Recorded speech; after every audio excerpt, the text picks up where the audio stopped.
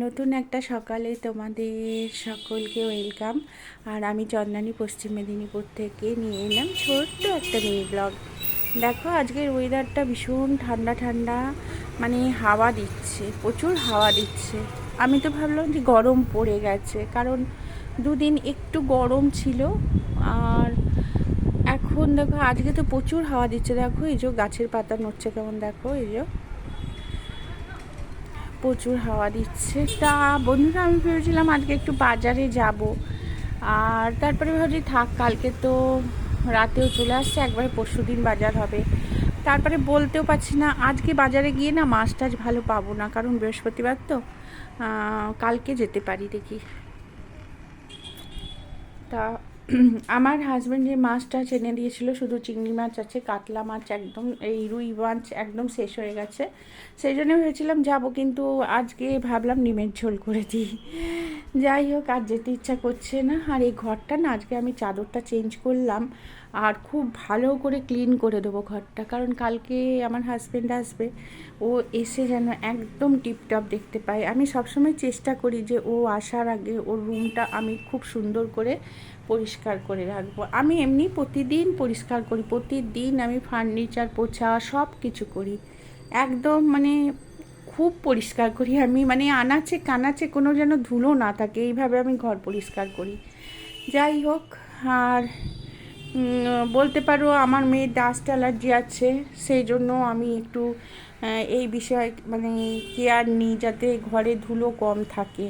সেই কারণে আমি প্রচুর পরিষ্কার করি, এই ফার্নিচার টার্নিচার সব একবারে ঝাড়াঝুড়ি করি। দেখতেই পাচ্ছ হাতে ইয়ে আছে, এটাকে কি বলবো, ডাস্টার, ওই আর কি, কি বলবো বলো তো, এটা ব্রাশ। যাই হোক, তা এটা রেখে দিলাম।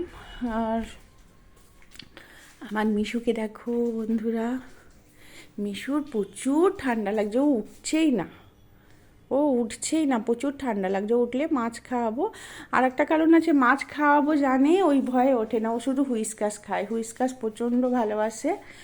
আর দেখো না, এই যে ওই দেখো হাঁচি দিচ্ছে। এই দেখো, এটা বাচ্চাদের ভাত বসিয়ে দিয়েছি, এটা আমাদের ভাত। আমাদের ভাতে একটু চাল বেশি নিই, মানে বাচ্চাদের ভাতের সাথে মিশিয়ে দিই। যাই হোক, আর এই দেখো ডিমের ঝোল করব। তোমরা হয়তো ভাবছো দুজন মানুষ আর 5টা ডিমের ঝোল, আমি একটু বেশি করি, বেশি করেই করি, কারণ আমার বাড়ি যদি কেউ একজন চলে আসে সে খেতে পারবে। আমি একদম টাইটুয়ে করি না, সবসময় একটু বেশি করি।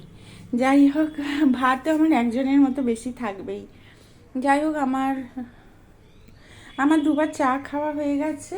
মেয়ে উঠলে আর একবার করবো। মেয়ে অনেক রাত অবধি পড়ে, তো একটু দেরি করে ওঠে, আমি ওকে বারণ করি যে উঠিস না।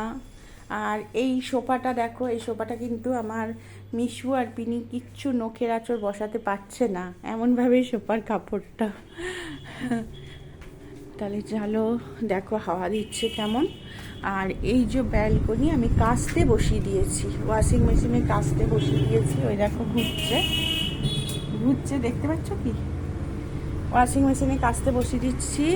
আর এই যে গাছে জল আজকে দেবো না আমি, প্রচুর মাটি ভেজা, দেখো এই দেখো মাটি একদম ভেজা, গাছে জল দেবো না, গোলাপটা ফুটেই আছে।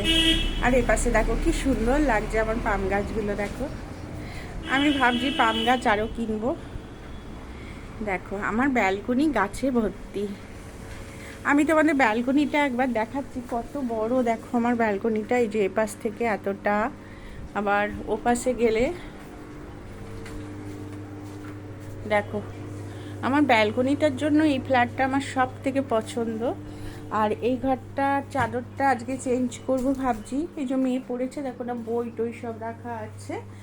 আর এই যে আমার কুচু কুচু সোনাগুলোকেও একটু ঝেড়ে টেড়ে রাখবো। প্রচুর কাজ বন্ধুরা।